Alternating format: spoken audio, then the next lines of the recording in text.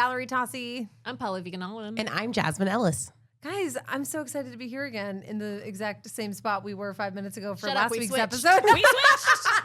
We're not banking episodes. I'm going to have a change of clothes. We're banking a lot of episodes because we're always traveling. Yeah, but here, but it's more time to see each other, which is nice. That's the great thing about a podcast about the past. It's not like, oh man, we got to be real topical with that Eddie Murphy and a trans woman story from 1997. Like, we can do these things at any point in any order. And we have to because you're always on cruises. Speaking of Eddie Murphy and a trans woman, you're cruising. What? Are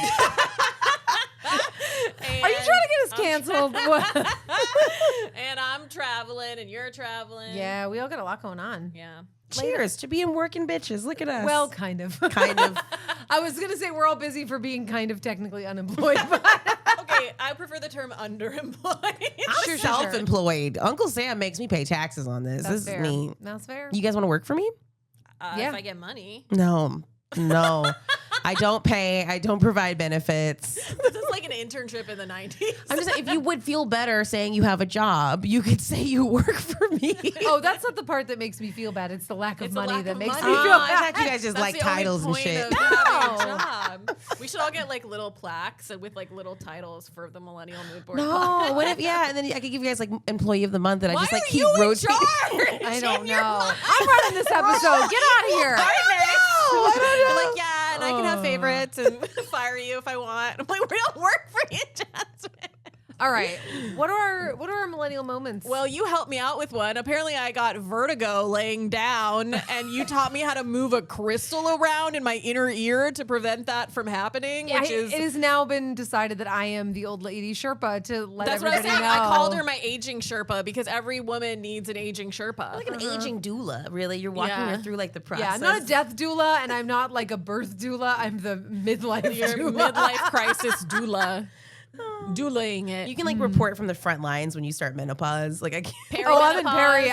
I haven't been That's a diagnosed, thing. but I'm pretty sure. Is any part of our reproductive system like normal or stabilized at any point? Because first you're a child, and then you go through puberty, and then you have your period, and then you apparently immediately go into perimenopause, which is insane. Yeah, it's trash. Yeah. Being a woman, don't recommend. And That was my moment, is like me having to learn how to do the Epley maneuver and getting the weird fucking crystal back into my ear in the right place. Put a crystal in your No, ear. it's not LA. no, There are crystals in your ear, and the proprioception is determined by your ears. So, like, your way of balancing and knowing where you are in space is because of the balance of fluids and stuff in your inner ear. Should I charge my ear crystals in the full moon tonight? Yes. Yes or no? Yeah. Sure, Jasmine. Yeah. We work for you after all. I know. What was your Incredible. millennial moment? Oh, okay. So my millennial moment. One, I found this old bag that I used to carry everywhere. I was else. gonna say, Oh, that's cute. cute. This is a Kate Spade from like 2008. David Spade's sister, right? I know, and I Yeah. didn't know that until like Sister-in-law, kind okay. of recently. Yes, and this is one from like back when she owned the company still. So it's like this was my first laptop bag, and I used to like bring my camera and everything in it. Cute. And then inside of it, I have a new It says item. lights, camera, action, by the way. No, oh my God. you didn't. What? Oh my God, I It's used a- to have this. It's a Victoria's Secret pink Yes. Puppy. plush. Yes. Plushy puppy. Wow. If we want to add this to the table decor, we can. We should. I think we It's need so to. I think we cute. should. I think it's so It could distinctly be on millennial. the Clueless phone.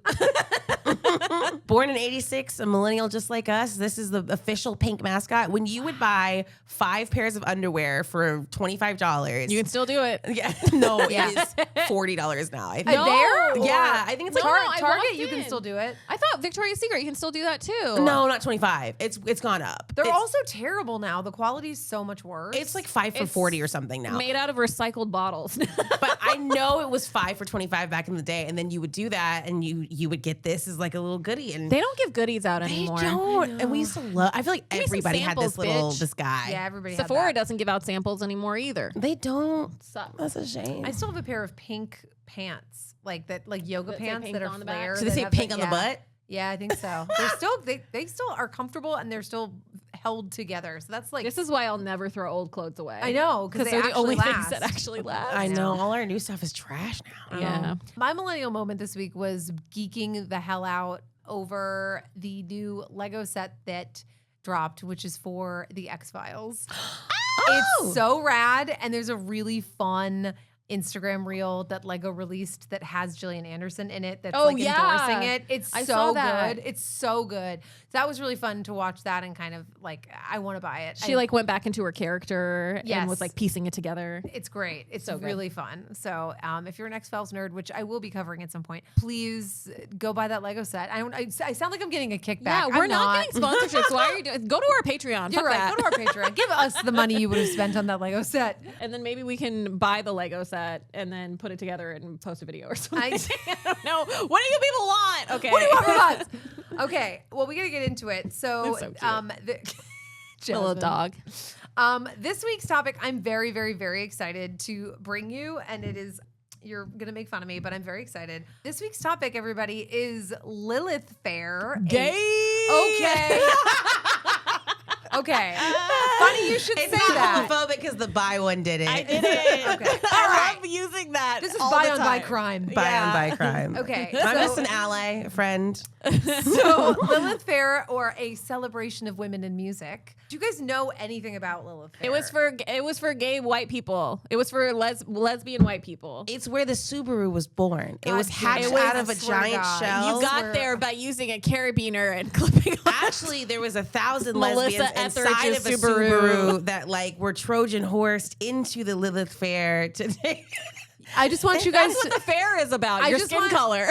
I just want you to know you should be very ashamed of yourselves because we're trying to look back and think about the things that we did wrong. And a lot of this was slander that was happening at the time. So let's be back and. Is it so slanderous to call them gay? They gay. They were gay. No, they were. Okay, That's an astute observation. No, I I swear to said God. gay. I said gay. Okay. Yeah, if you Hold see- up. It's the reverse of don't ask, don't tell. See something, say something. Okay. Gay. All right.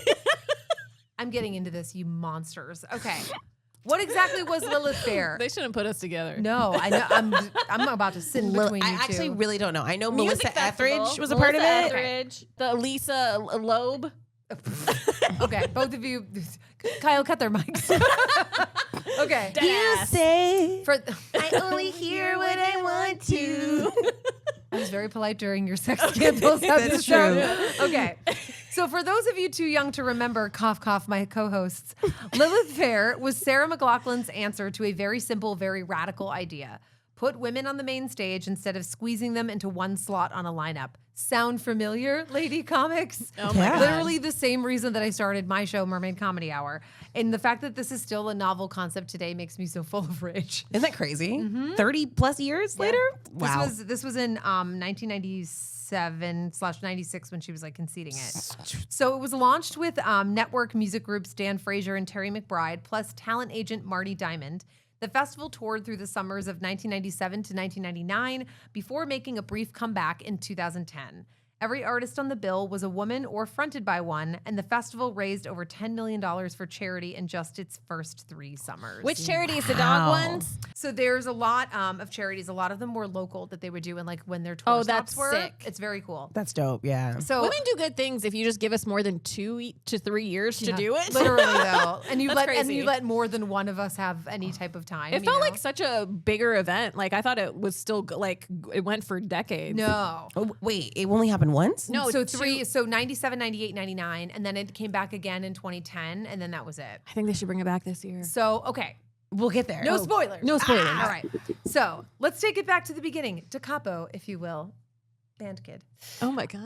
In 1996, Sarah McLachlan had officially had it with the industry's unwritten rule that you could never play 2 female artists back to back on the radio or put 2 female artists on the same bill. Oh my gosh. I know. Promoters and radio stations treated it like it was gospel when really it was just good old fashioned misogyny. It still applies to comedy today. Yep. Mm-hmm. Out of defiance, Sarah put together a tour with Paula Cole of Where Have All the Cowboys Gone and Dawson Creek theme song fame. I don't want to wait That's so good. for our lives to be Although over. now I think if you like try to watch it or something on Netflix, they couldn't get the rights or whatever, and they changed the theme song. No. That's crazy. I know. I remember that music video. You know, like the trope of like a dead wife being under the curtains and stuff. That's like the original vibe I got from that music video. See that.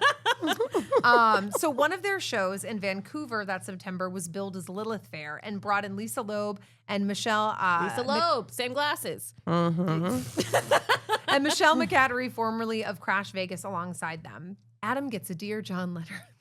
The response was enough to convince McLaughlin to build a whole festival around the idea the following year. She named it after Lilith, the figure from medieval Jewish legend said to be Adam's first wife, who refused to be subservient and walked away instead. A boss bitch move if there ever was one. Fun Hell fact yeah. in astrology that represents your dark feminine energy. What does? So there's a Lilith? thing called a Lilith sign. So when you look Oh. at your chart, you can like find out like where you're darkly feminine. Oh, all right. Okay. Circle back to that later. Yeah. This is a quote from Suzanne Vega. If you remember her, she was the one that sang Tom's Diner. Do you remember that? I did not know that's what it was called. I thought it was called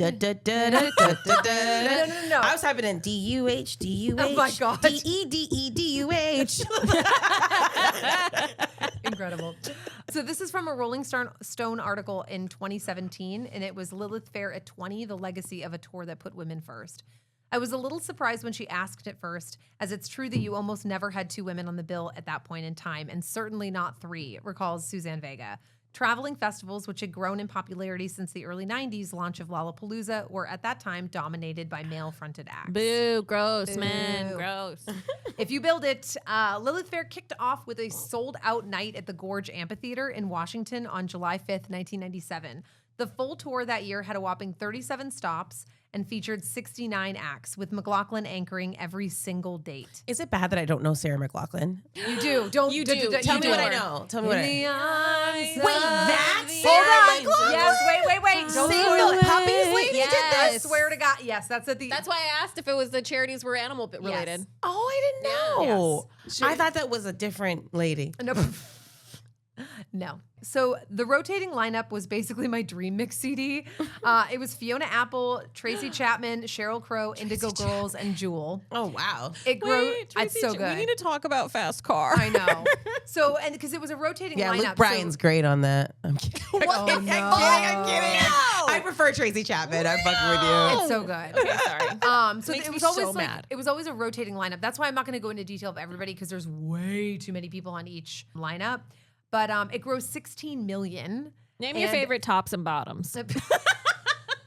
It grossed 16 A million. skirt, it's making- crop. What is happening right now? Sorry, we're interrupting you. Is what's happening. Remember when you were like, we need to stop talking over each other on No, the podcast? I forget that entirely.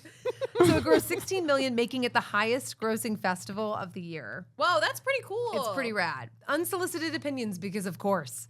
Acts rotated in and out over the course of the tour and were scattered across 3 stages, including a village stage that focused on up-and-coming and local artists. Oh, cool. Which is really cool. And some of those were like Dido and stuff before she got famous. Wow. Yeah, there was a few. Christina Aguilera was one of the ones on the up-and-coming stage. Like, it's kind of crazy. Christina Aguilera and Lilith seems like antithetical, but it's not. So it gets like kind of, it changes. So, of course, men in the music business still had to complain. And, Bless you.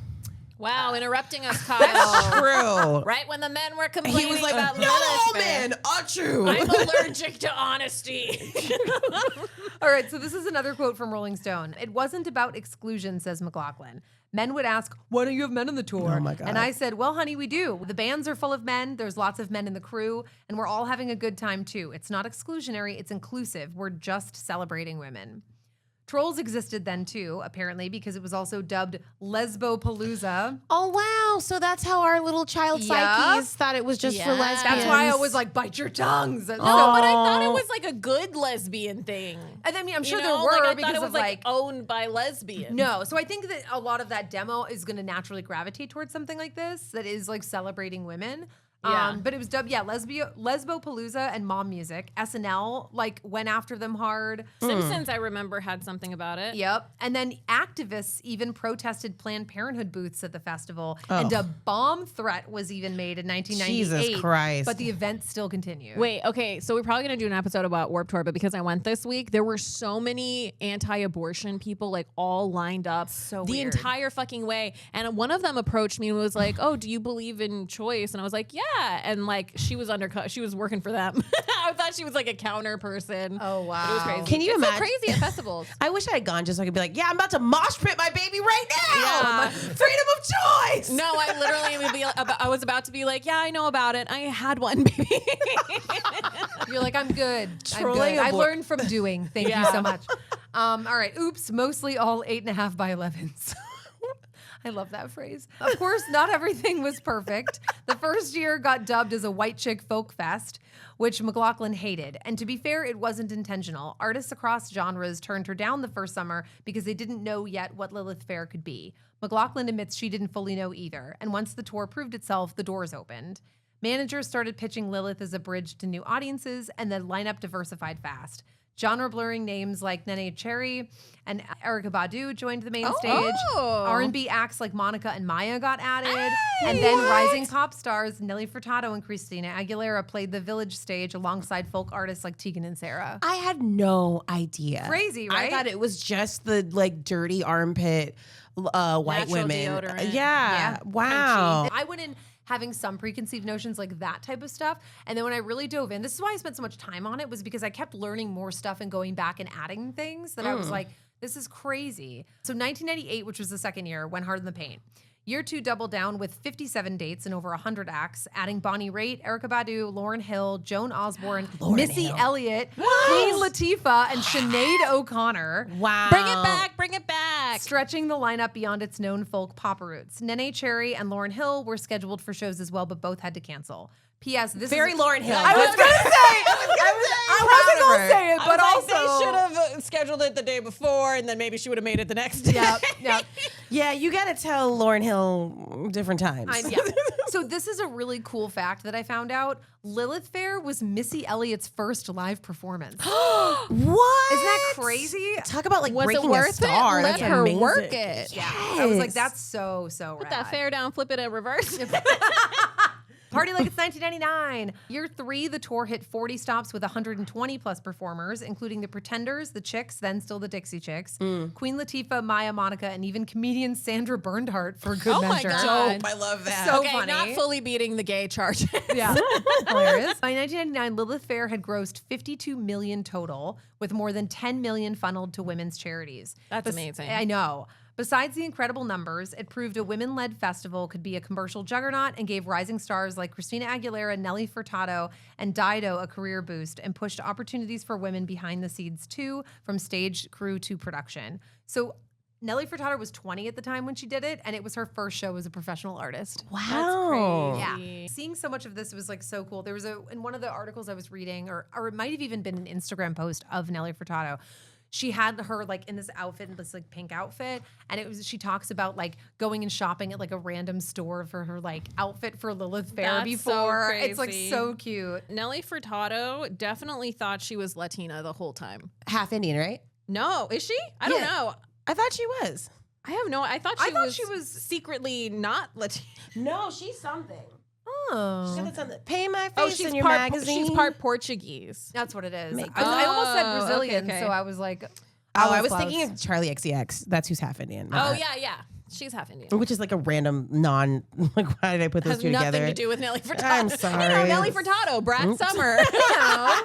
you know. We could have been like a bird. We could have. could. I Like a definitely danced. One of my competitive jazz dances was to Nelly Furtado when that Timbaland album came out. Promiscuous Yeah. girl. It wasn't that. It was a different one, but it was like, yeah, it was that album killed it, dude. So Man Eater, make her work. It was hard. Man Eater. Make her It work. was Man Eater. song. And then we Make had her work. chairs, All love, glitter. for love. was It's giving so jazz. good. A 1, a 2, a It's 3, a giving 4. jazz.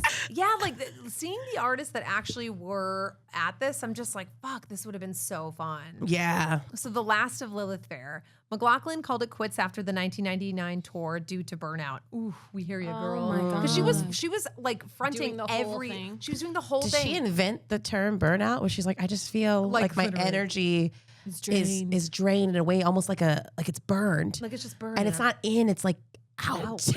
I gotta get out. Moments in history, the first person to be burned out. So funny. But it is like she was doing so much at the time, because not only was she spearheading this and running this festival and headlining it like through every she date. didn't have to headline every day, right? I mean, I Like, she think she could've- wanted to. Plus, she was also she had a family at the time. She also was still releasing albums. Probably had 12 dogs. Senior dogs, senior So rescues. many dogs in the arms of That's an a angel. whole job That's of a its whole job. in and of itself. So she tried to bring back Lilith Fair in 2010 with a lineup including Ingrid Michaelson, Sarah Bareilles, and Erykah Badu. Oh my God, that's such a good lineup. I know. Girls fight forever. But the But the revival, R.I.P. Girl Service. I love that show. I love it so so much. But the revival never found its footing. Disorganization, steep ticket prices, and a music industry that had moved on all worked against it, and weak sales forced show cancellations. This is fucked up because I'm like, I feel like the situation was so much more able to put on like indie things back in like the 90s because like every venue wasn't bought up by private fucking equity. Live Nation and Ticketmaster. Exactly. Yeah. Like it just feels like so much harder to like put on cool like ragtag shit like that now. I know. And like because I guess because of all the cancellations that they kept doing, that a lot of the artists were worried that they wouldn't get paid. Oh. So Kelly Clarkson dropped out because of that reason. She was supposed to be in it. And I'm so mad about this, like because they did a bunch of SoCal shows. I would have killed to go to one of those. Like Ingrid Michaels and Sarah Bareilles and Kelly Clarkson are literally a white girl's dream blunt rotation. So I'm like, the fact that I didn't get to go to that, I'm so upset. And McLaughlin didn't mince words about it either. This is a quote from her. It was a colossal failure because the intentions were not as pure. It's like, oh, this would be great to do this again. I've got a new record out. It worked last time. So I think like it was still, she wasn't coming from a bad place, but I think before it was much more organic. Where versus this time it was like, let's see if we can revive that old chestnut type of deal. I think it's also hard, like as you get older, to like have the energy. If she got burned out the first time, like I can't imagine how much more difficult it would be, like 15 years later. Yeah, I don't think they had as many dates, so the grind wasn't as much. But still, I mean, even now, like I feel it. Like as a comic, I can't do like the amount of touring and Let's stuff. quit the that I want to. podcast. Don't you dare! Don't do this. No. Not today. Sorry. Not in front of Pink Dog. The dog of hope. In the arms of Victoria. Oh my God. Okay, so Lilith's lasting impact, the Sarah McLachlan School of Music. Lilith Fair gave a ton back to communities. Every stop, McLaughlin handed a local nonprofit a literal check at a press conference fueled straight from ticket sales. That's fucking awesome. It's so rad. That's so great. $1 from every ticket went to charity. Which makes it even more extreme that they couldn't even have enough money to like pay the artists and stuff later because it's like you were able to raise so much in charity in the 90s. I know. And I think it's because the ticket sales weren't there. So they kept canceling dates and then that's when people were worried they weren't going to get paid. On top of that, the money she personally made went into a foundation that's now funded a free music school for at-risk kids in Vancouver for 24 years running. Wow. With a second location in Edmonton and a third in New West, plus outreach and partner programs. That's cool. It's so rad. So this is a little blurb from their website. The Sarah McLachlan School of Music is a student-driven, inclusive, collaborative, and safe learning community. We provide free after-school music programs for young people with limited access to traditional music education. That's really nice. It's so sweet. I'm And just like, what? The longevity is amazing. I know. Shout out to Sarah McLachlan. Right? Yeah, Like, that is like the arms of an angel. like truly though, like she's such a good person. And there was even more ripple effects past that too. Like a lot of artists were reportedly warned that joining Lilith Fair would tank their careers. Wow. Why do I feel specifically like it was the male managers that For said that? sure. Like Yeah. 100%. Well, in the comedy perspective, because you have to put it that way. Remember starting out, I'm sure this happened to each of you. You start out and then guys in the scene are like, you don't want to really like talk too much to the female comics because they're really catty and they'll try to sabotage you. Meanwhile, all like, these fucking predators are like, don't organize. yeah. They're literally like, she'll tell you what's actually going on. Yeah. So stay in the dark and think that other women are a problem. Yeah. Oh, you're going to do a show that's all women? Okay. Wow. Wait, I have to say, when we were talking about this being like a women-centered thing, we're in a group chat with a bunch of women, and there was one time there was a flyer that was sent around, and the comedy lineup literally had more dogs than women. It had like Triumph, the insult comic dog, and then like another dog, I think. And I was like, why is there only one woman on this? There's 3 bitches. One time I was looking at a club's lineup and the only person of color in like a 6-month span was Randy Feltface. Oh, no. That's a puppet? That's a puppet. I'm That's a purple puppet. Jesus Christ. This industry can be really tiring sometimes. It really is. It's crazy. And then my favorite too is when you are looking up like smaller clubs and whatever. Like if I'm like, oh, I'm going to go see my brother in Florida, like what are clubs that are around there that maybe I can try to get a weekend or whatever. And I'll look them up and I'll be like, oh, well, every weekend it's a straight white guy comic and none of them have any credits. And I'll email them. I've emailed the same club so many times and they will never respond to me. And I'm like, I have TV credits. I've been doing this for over 12 years and nobody can get back to me, but you'll book Larry, whatever his name is, with 0 credits and like is just a local Because we're yokel. niche, even though we're 50% of the U.S. population, because half we the also world is buy women. more tickets than any other group. Yeah. Women are niche. So that's something like, oh, we can only book a woman if it's a really famous woman. We can guarantee will sell out. Risks are for taking when we give it to our friends. Yep. So That's also like another thing that I dislike is that they think that like if you're a woman or if you're queer, you're gonna be dirty. Ugh. If you, like if you're queer and you talk about your sexuality at all, like going on a date with someone, that's considered dirty. oh yeah. It was crazy when I was in Florida with Lisa last week or the week before. We did a Q&A at the end. It was the first time I'd ever done a Q&A.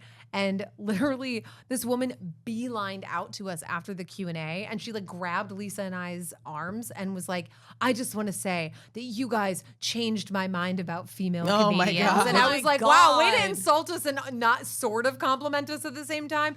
It's like, also, what do you mean? Like, Do you what ever do change that your with men? like literally. Also, why did you have that thought in the first place? And what was it that made us? We're funny, but like I don't know what made you change your mind. You know what I mean? Like, Because she had never seen one in real life. like Yeah. literally though. They don't actually watch it. They don't actually They question don't. They themselves. just assume because their husbands told them that they're bad or whatever, and like and the internet being the internet, it's so frustrating. So I could totally see like these female artists being told, oh, if you go on this big Subaru lesbian fest, then Yeah. we won't be able to book you on Hot 97 or whatever else. And even Yeah. though too, like you heard all the names that like Melissa Etheridge was part of it, I think for like a short moment. In See, time. I thought it was her thing. But that's what I mean. It's so funny is that it's like everyone was like lesbian, but like you heard a lot of the acts, and I'm sure there was some like queer artists on there, but it's not. Like, I still think some of specifically those straights they got something in them. that. they got that dog in them. Listen, Maya, if you're single right now, Oh my Our God. problematic she's one. so gorgeous. Shooting her shot.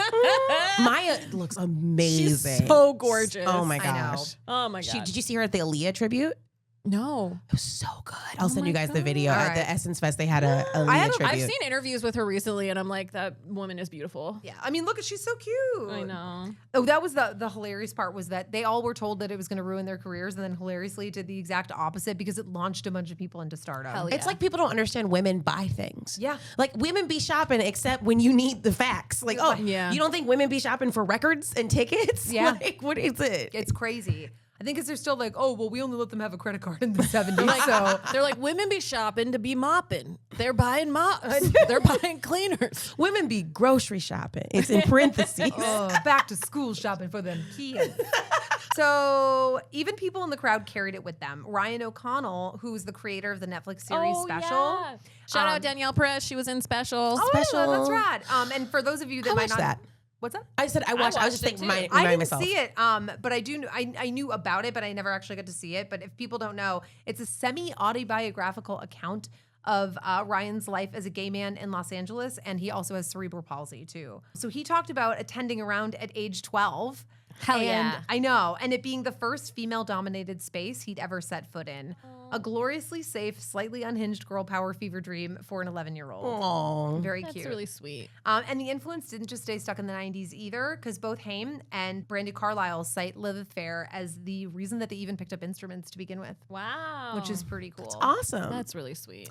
Sarah frequently gets asked if she'll ever revive Lilith Fair, to which, quote, I think something like that could happen, and one might argue needs to happen. But if it were to, it should be someone young spearheading it who'd let it be something different. We'll do it. May We'll I do it. present I know to the you? news. May I Oh my present God. to you the Daisy Chain Fields Fest? Olivia Rodrigo's thing? Yes. Yes. So My friends are going to that. I'm so jealous because I couldn't get tickets. So It sold out in minutes. it's a one-day festival that's happening in our very own backyard in Irvine, California, that Olivia Rodrigo is headlining on August 29th, which I think is like the week after that this comes out. It will also feature artists like Stevie Nicks, Chapel Roan, Bikini Kill, Doechii, and of course Sarah McLachlan. I'm so That's excited. That's so sweet. I that know.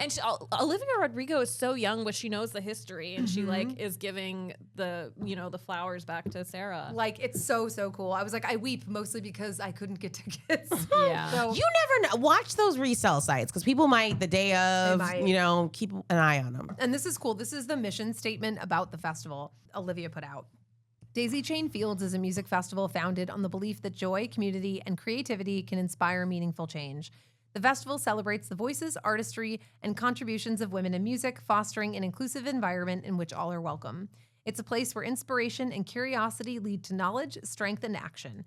Net proceeds from the festival are directed toward nonprofit organizations dedicated to advancing and advocating for women and girls. Yeah. That's awesome. Yeah, it's so rad. And I just love that even Sarah put that out there. You know what I mean? To be like, it should happen. I hope it does, but it needs to be somebody that's younger that can like really plug in. Doing it. It's so cool. Okay. Takeaways. Lilith Fair took a no from the industry and turned it into a $50 million middle finger. Hell yeah. Hell yeah. Creating stars, funding a music school still running decades later, and convincing a generation of girls, gays, and theys in the crowd that they could do anything. So please put a little respect on Sarah McLachlan's name and not just the association with the saddest commercial against animal cruelty the world has ever seen. I respected that too because I love animals and I appreciated what she did. It is what everybody thinks of though, which is arguably very funny. But she Yeah. does have her music, like go back and look through some of her stuff. There's also, I didn't get to watch it because your girl does not have Hulu at the moment, but there is a documentary that came out in use my 2025. Yeah, fuck it, I'll log Aren't in. you still on my I Peacock? will ruin his algorithm. No, I think, didn't you tell me you canceled it? Liar. It's back on for sure.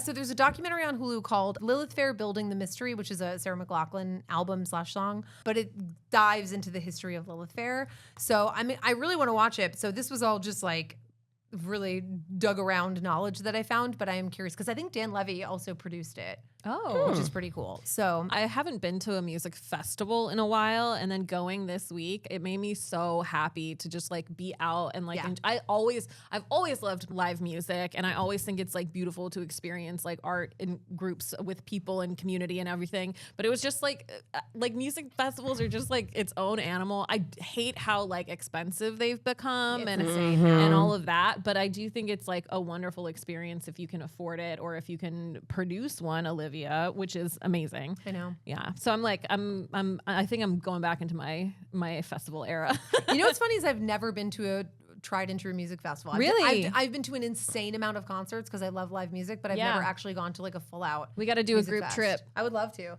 I haven't been to a music festival either. No, and you didn't get to go to Warped Tour. I no, know. but we'll go another time. Let's find one that the three of us can go to because I think that'd be really fun. I gotta stop dehydrating myself. That's true. I got tips.